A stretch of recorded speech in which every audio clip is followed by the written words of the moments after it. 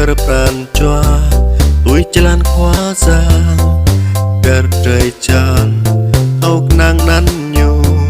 hoa ra buộc lại bình ta nàng hoa giang rim rơi rim mùng nàng hoa giang lâu mùng băng hoa nàng hoa giang lâu mùng má hoa nàng nhu vì băng mơ tan ở bên chút hơi lại về nắng mà ra nay to chàng mang đi đồ rất tơ ngờ tôi yêu bình ta chút hơi lại về bơi như ở bên nhung thời hơi nàng về qua sang lối hi tôm lời bớt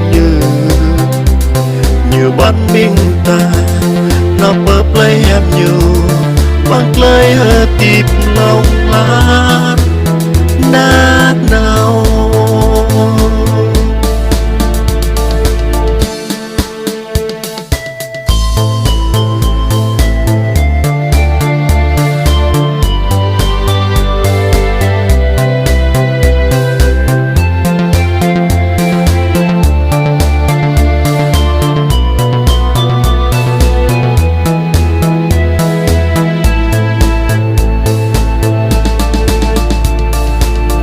lời chim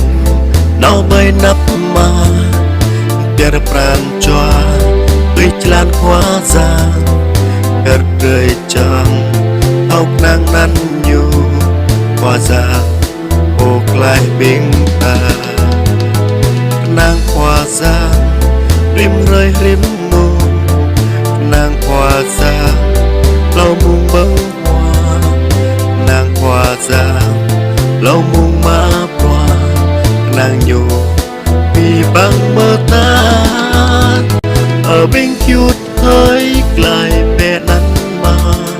ra nay to chàng mang đi đồ rất tơ ngờ tôi yêu bình ta chút hơi lại về bơi như ở bên nhung thời hơi nàng về qua sang lối hi tôm lời bớt như bắt mình ta nó bớt lấy em nhiều bằng lời hơi tìm lòng lát nát nào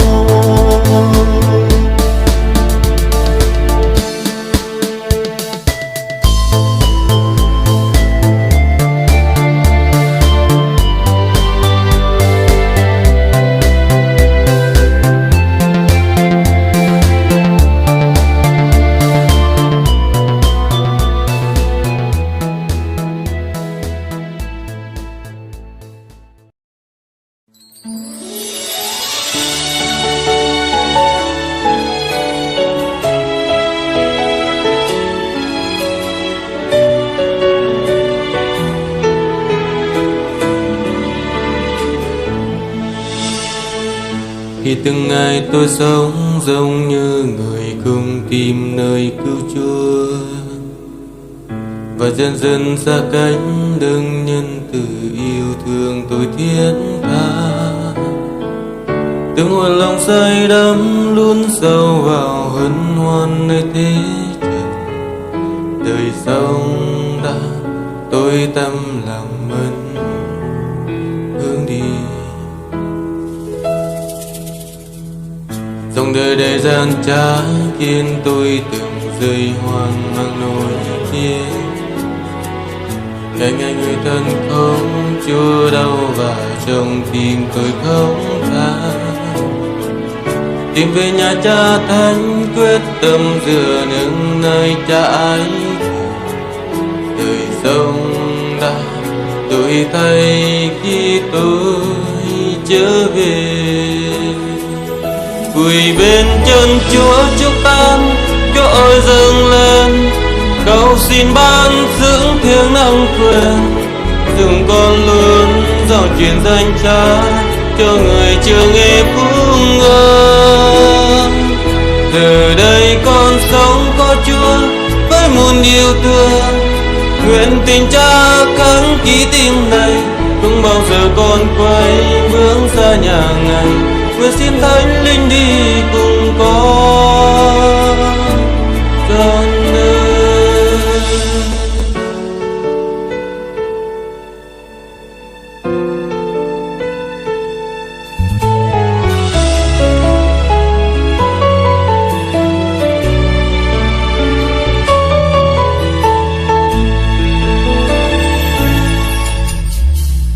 Khi từng ngày tôi sống giống như người cùng tìm nơi cứu Chúa,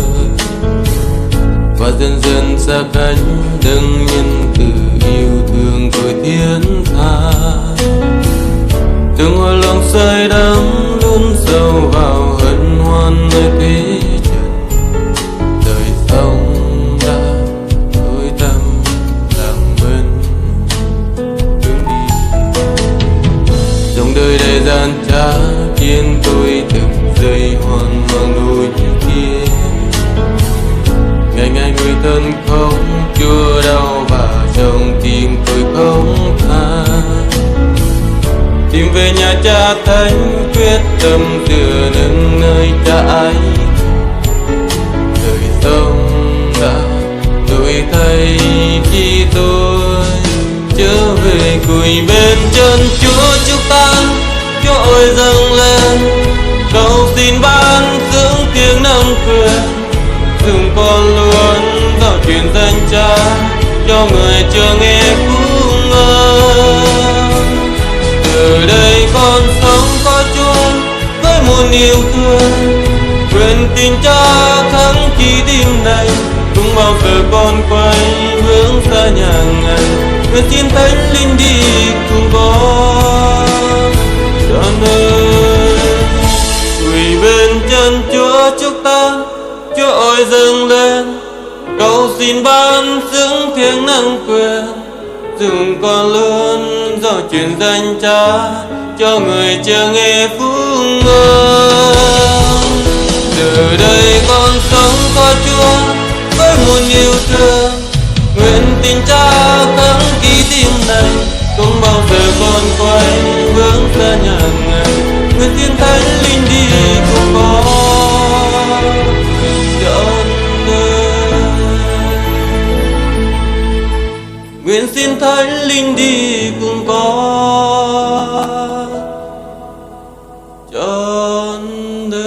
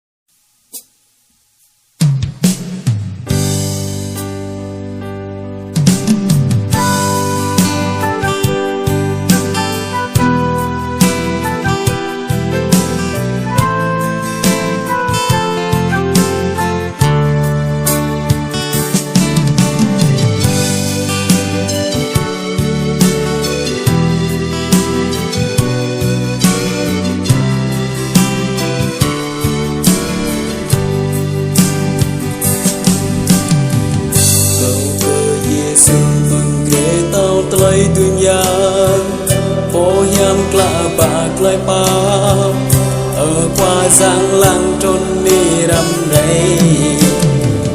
cầu cơ y bám rơi lời so núi lần nào lầm lưới tai tung lời ngọt đi thì bằng đuôi gọt càng đơn để char tao y mà đôi hì lời lệch lời vẫn lại có kéo cơ mà hiang lá cầu cuối giang ngăn nhầm bờ trầu pran chua câu cuối lại giang nghĩ đôi vì lời nơ câu giang ngăn mà bà lại mà nhịp lưới pla mới to câu cơ clay bắp y chỉ public lời tiếp bên mười câu ý tu làm dạng lời xin ý ba mươi mươi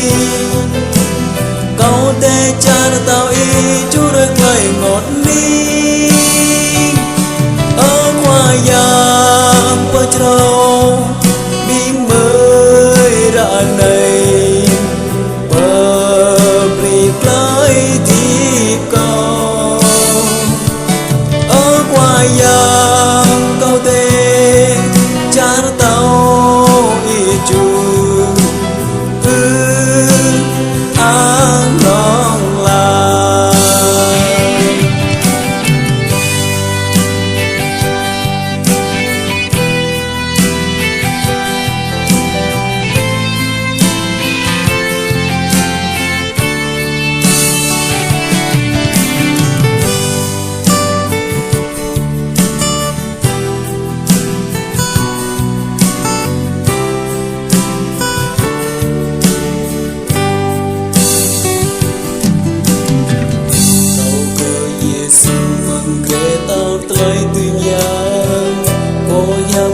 bạc lại bao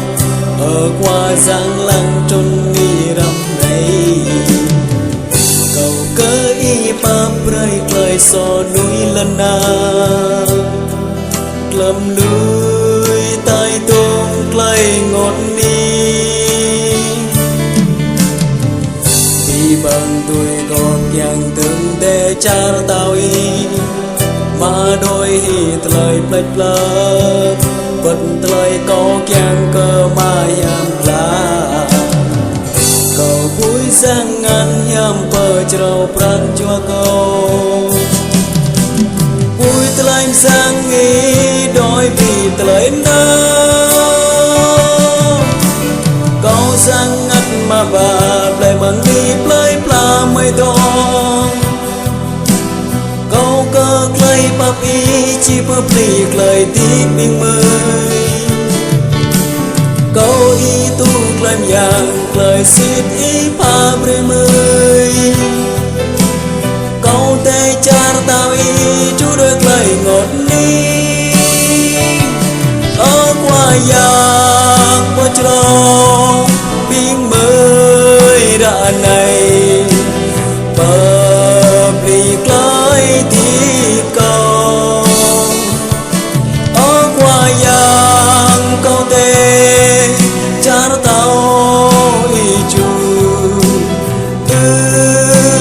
an lòng là câu giang ngắt mà bà lại bằng đi plei pla mới đó câu cơ clay bắp ý chỉ public lời tiếp biên mười câu ý tu làm dạng lời xin ý ba mươi câu tê cha tao ý chú được lời ngọt ní ở qua giang qua trâu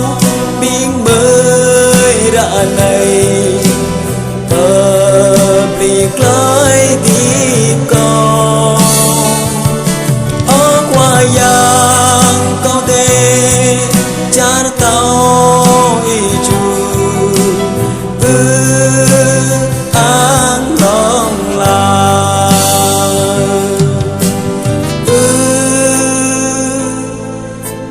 an lòng là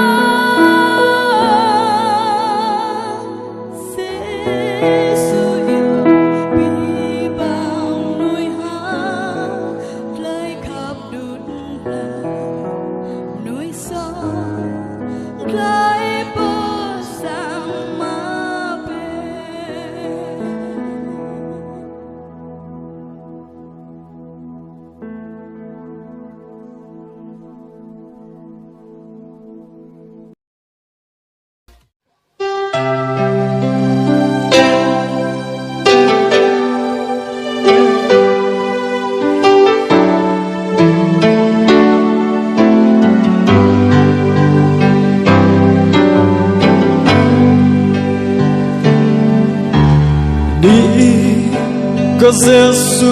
di ke Yesus, jauh kesedihan lari đi tơ drong tơ chen in bơ ma đi rim nar đang no rim je đi ke Yesus, đi ke Yesus, đi rim nar đang no rim je đi ke Yesus, đi ke Yesus, đi rim nar đang no rim je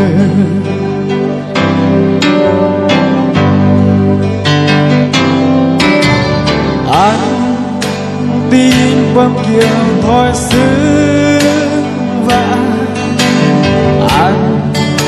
chẳng in ra làm tròn xứng anh đón in và mừng thật dễ xứng anh bering hari kesini di ke Yesus, di ke Yesus, aku bering benih kesini di ke Yesus, di ke Yesus, aku bering benih kesini.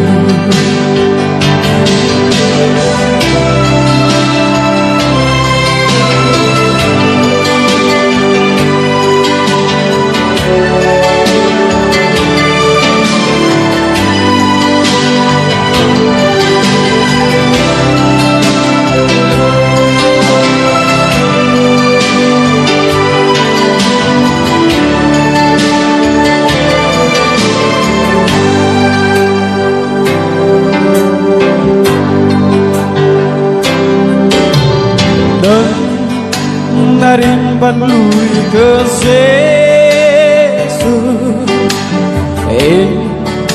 như câu va lan kia tân và mò linh hiếu cô ra ra bay là từng lá lối tơ ly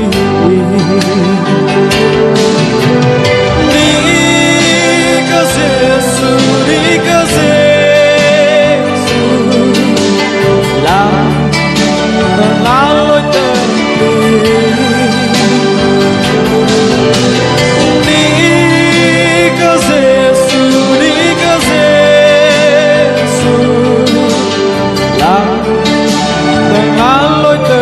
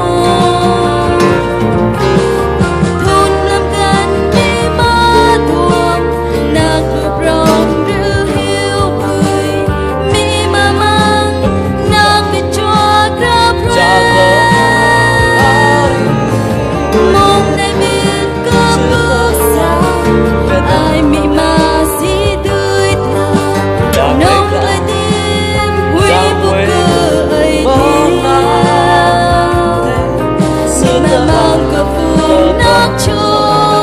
mà ra cơ ấy thiên nan đời mâu ni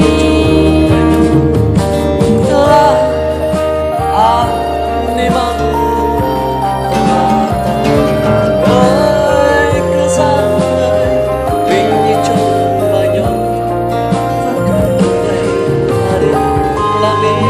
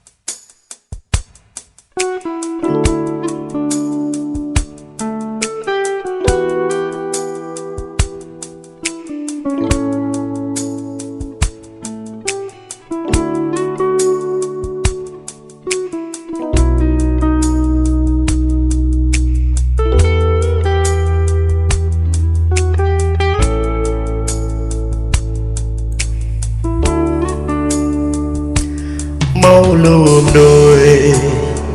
tuổi xem clay mà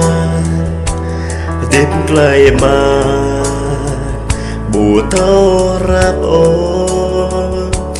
mau lù bật người xem clay khắp na nao bù pli ô ở dòng thầy đòa bơ ba đờ gió lần nào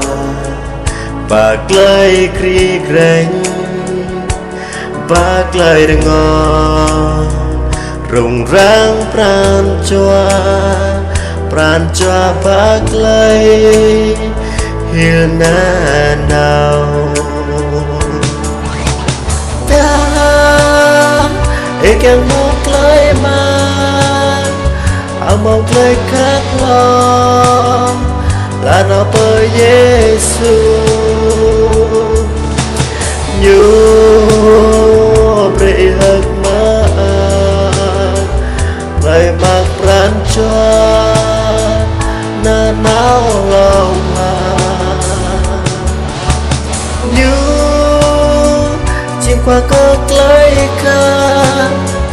khắp nhiều bút lý ô khắp na nào lòng ra này dù tơ quan ê tành tành lấy bé nhiều yêu em.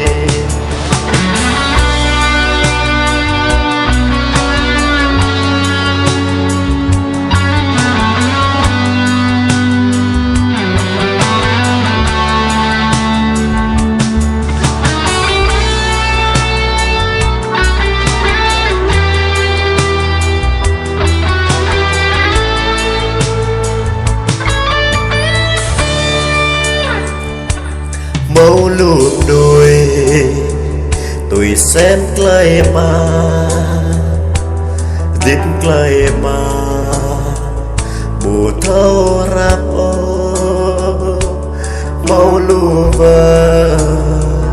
núi sen clay khắp na nao bù pli ô ở dòng tây tòa bơ ba đơ doa lần na bạc lời kri kreng bạc lời ngò rung rang pran cho bạc lời hir na nào ina po Yesu như ba bơi cơ y ang càng tâm cấp rau ran cha y thất mặc bằng pran chua na nao lòng như một bằng lời ký đi về lời khát có ý khắp na nao không ra này như tơ quá đi thành thành lại bé như yêu em.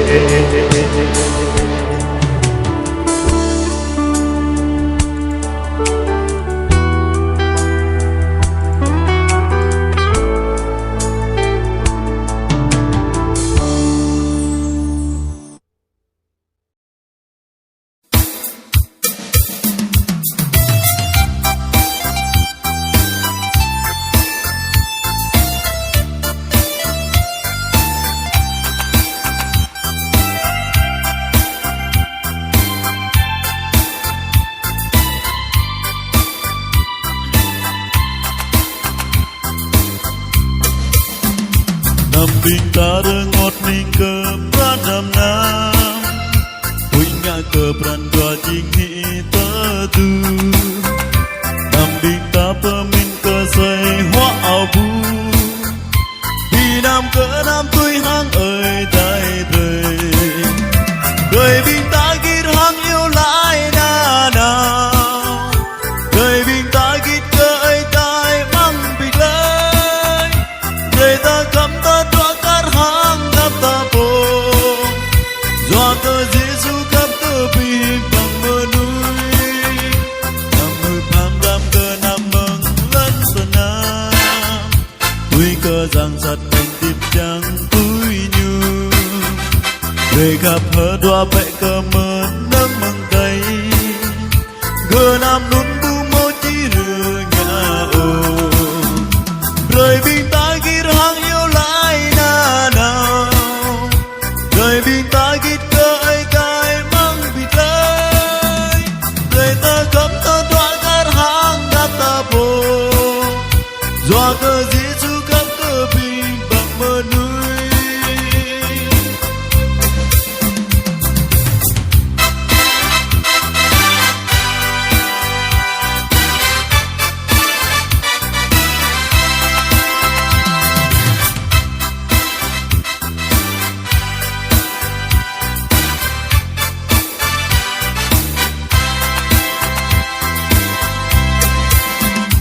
ô hơ điệp bu chợ mừng cơ năm lần ô bình ta hơ dịp này mừng qua giang rơi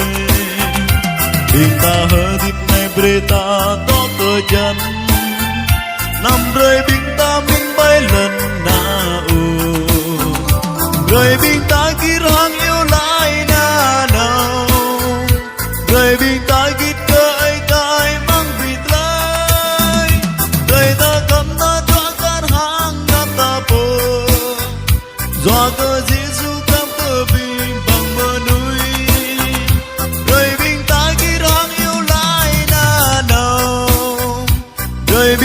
kít cơi tai mang vịt lái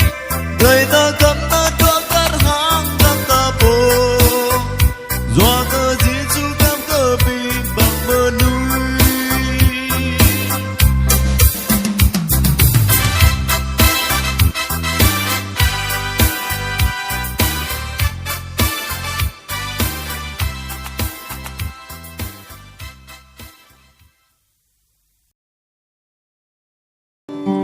bên nét tơ trên mục tơ mam tơ tè tơ mam nó cứ sang xa mùa đây bên trái cha mục tơ mam tơ plenty tơ mam nó cả đây sang xa mùa đây bên nét tơ trên mục tơ mam tơ tơ mam nó cứ sang xa mùa đây bên tay cha mốc tơ mam tơ plenty tơ mam nó cả đây sang xa mùa đây cả giang in hơi vì như tơ cu nhon đằng nào chú nàng li chur sẽ từng lòng đi ngồi và cờ nhón đây đón nuôi cờ y cái cha mong một tờ mong tập lên hà đi liền la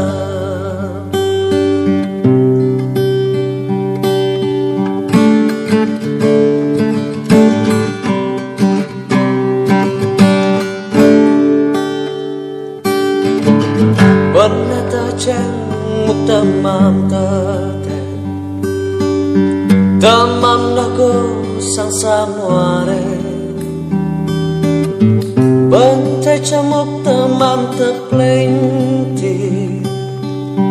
tờ mam nó cả đây sang xa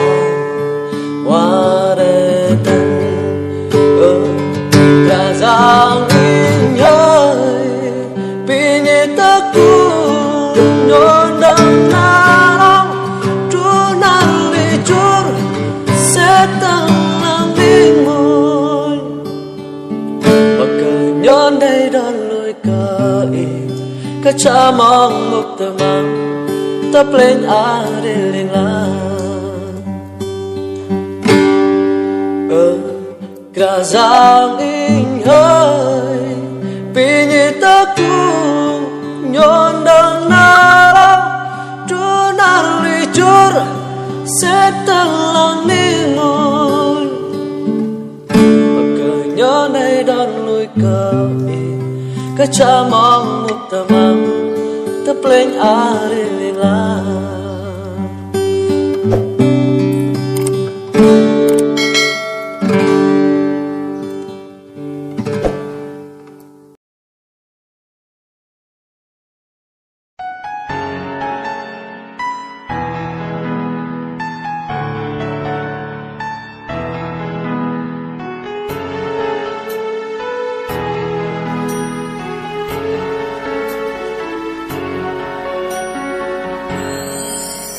Dù cuộc sống gặp nhiều khó khăn,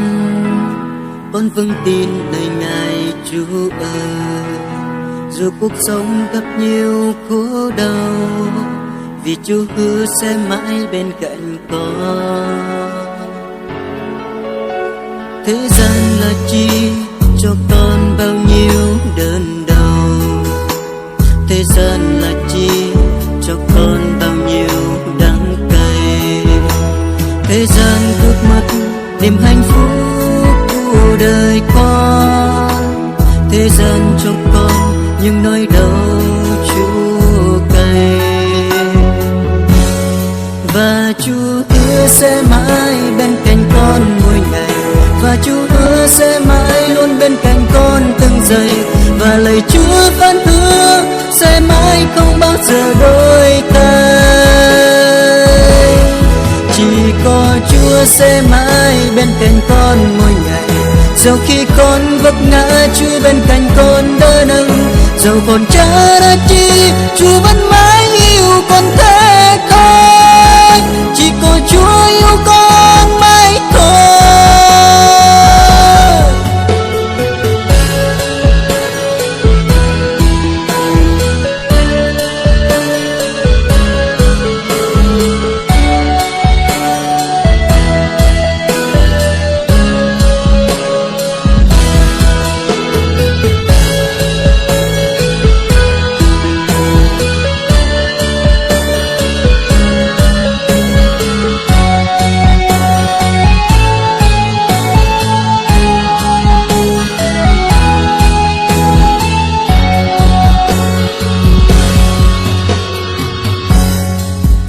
Dù cuộc sống gặp nhiều khó khăn,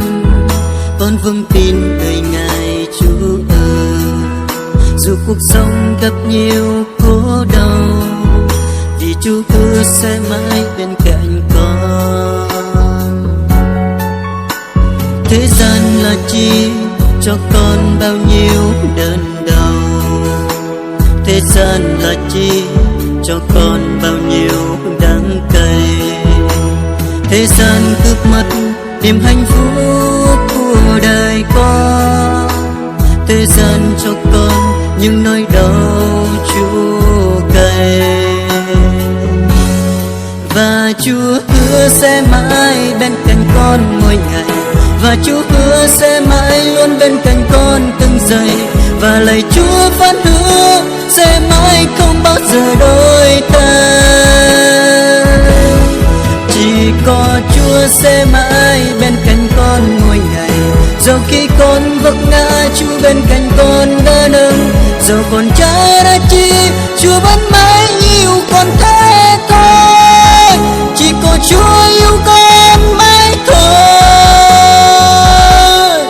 Và Chúa hứa sẽ mãi bên cạnh con mỗi ngày, và Chúa hứa sẽ mãi luôn bên cạnh con từng giây. Và lời Chúa phán hứa sẽ mãi không bao giờ đổi thay.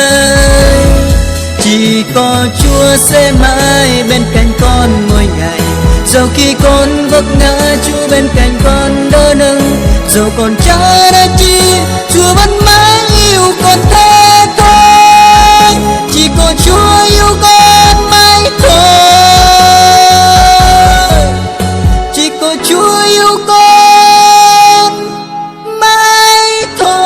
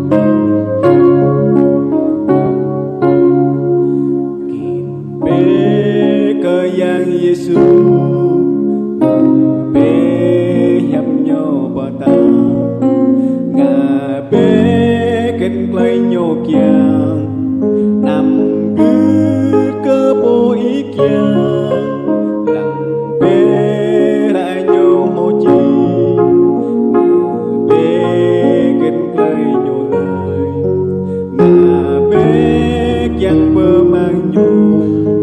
tôi đốn ý chí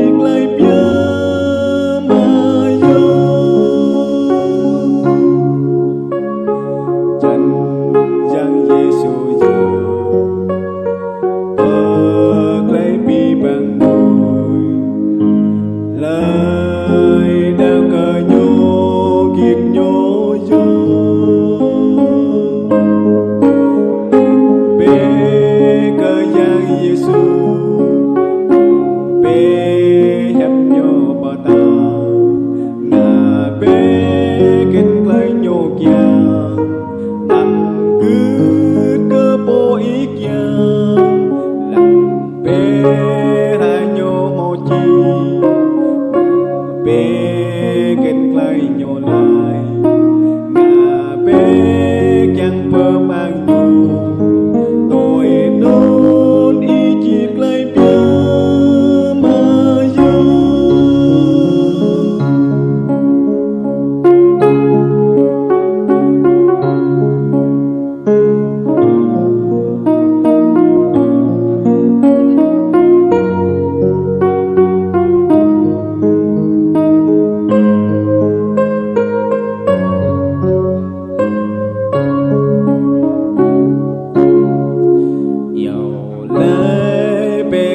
Giêsu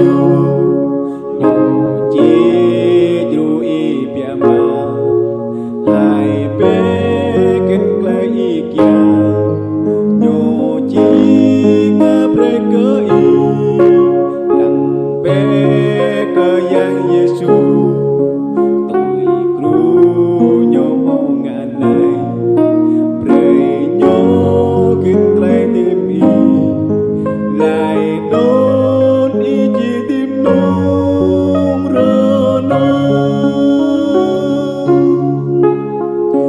chân giang Giêsu giờ bật lại bi bằng lời nào cờ nhô kịp nhô vô lại bê cờ Giêsu chi dru y bia ma hai bé kết lại y kia nhô chi ngã pre cơ y bé cơ yang Giêsu tôi cru nhô mau ngã lại pre nhô cay lại tim y lại đón y chi tim nung rơ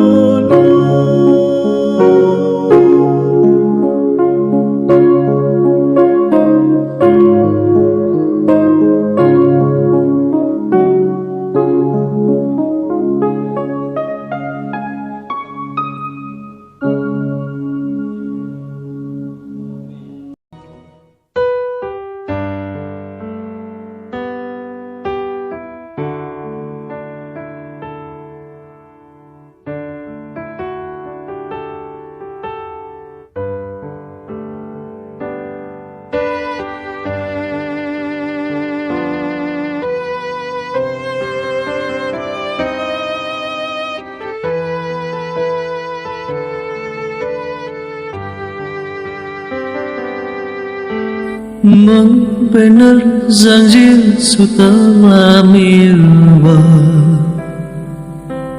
ham ribu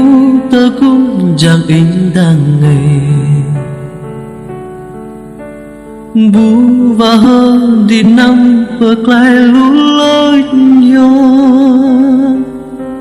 bu năm tơ bồ tơ rong lắng in nhau ở cái già vỡ in bể giờ ngầm in và chui yếm nở y krao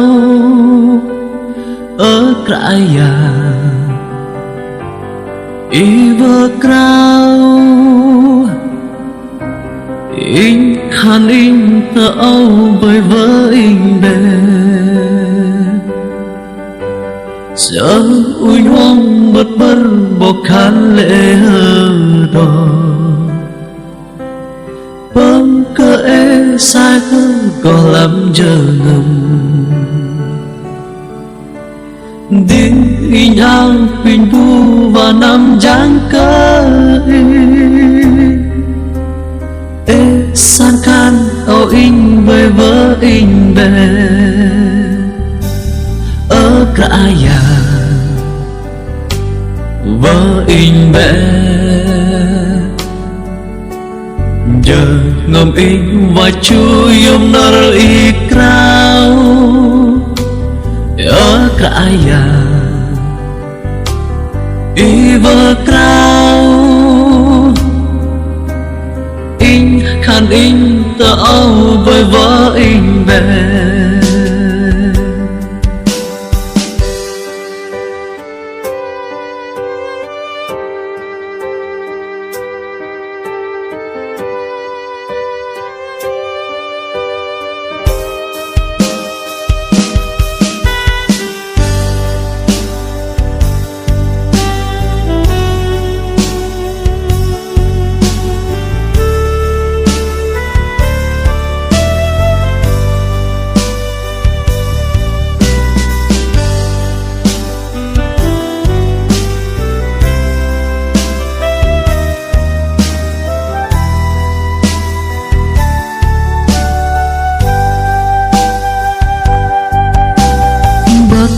sông dâng con bớ ngày vã lối làm gió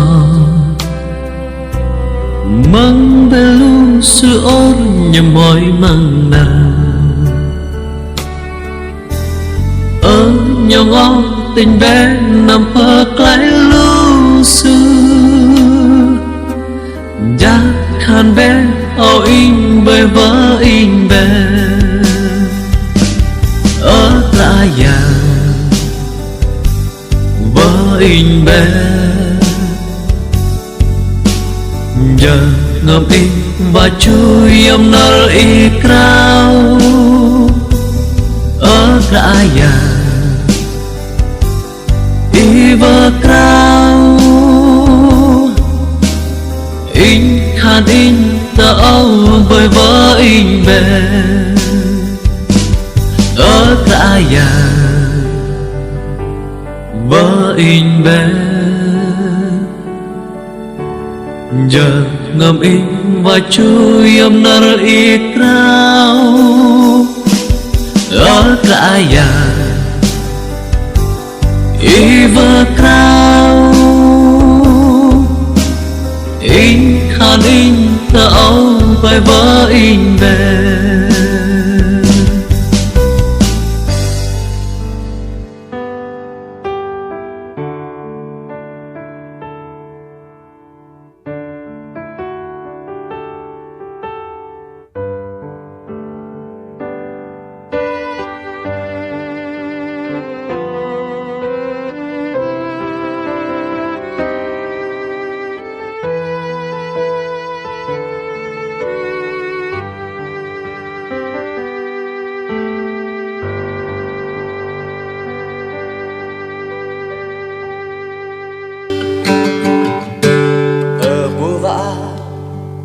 cha tớ thong ari thế sư tớ bra bè đang ngày yang ngày cả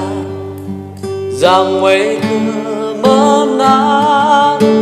thế sư tớ bra tớ đón ơi cả giang ngày bình như chul tớ nhớ telah ani mangu pemantang ơi kazangai pinye chong bayo vaku nyunwe ari la miling la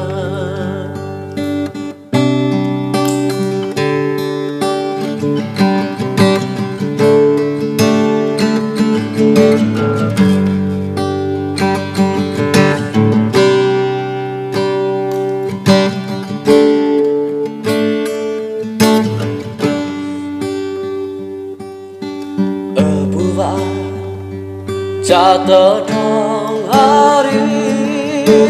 thế sư tớ ra về đang ngày cả giang quay cứ mơ nát thế sư tớ ra tớ đón gió ơi cả giang ngày bình như chul tớ nhớ tớ là ani mangu pemata ơi kazangai pinyi chong banyon vaku nyonwe ari la miling la ơi kazangai pinyi chong banyon telah ani mangu pemata kazangai pinyi chul tớ nhớ và cứ nhon way ari la miling la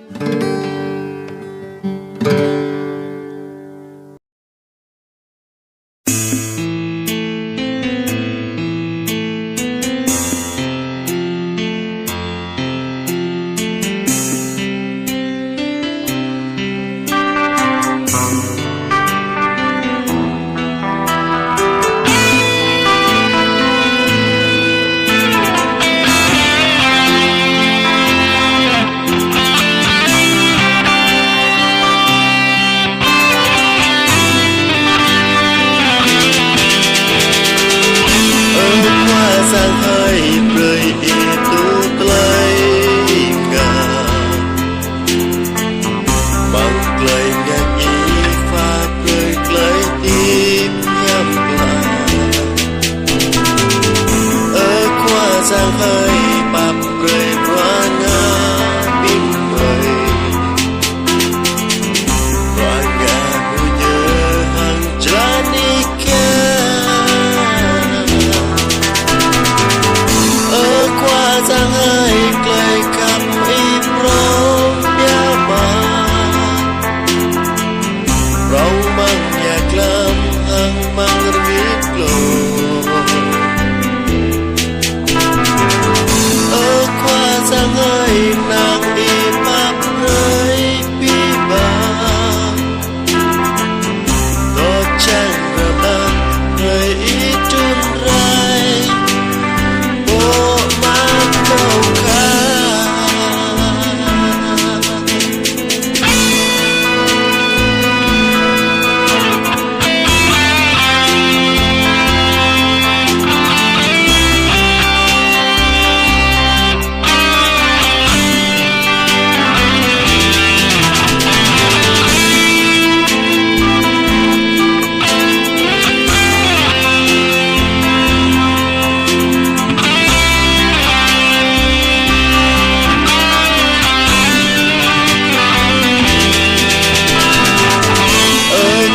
sang hơi rơi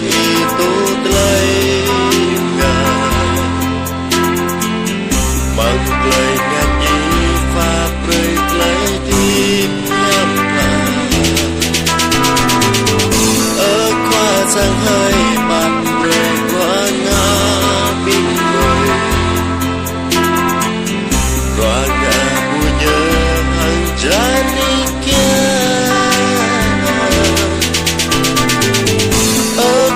giang hơi lời cầm im rong bia mà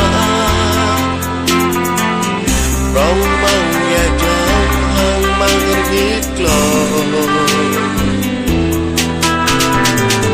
ở qua giang hơi nàng im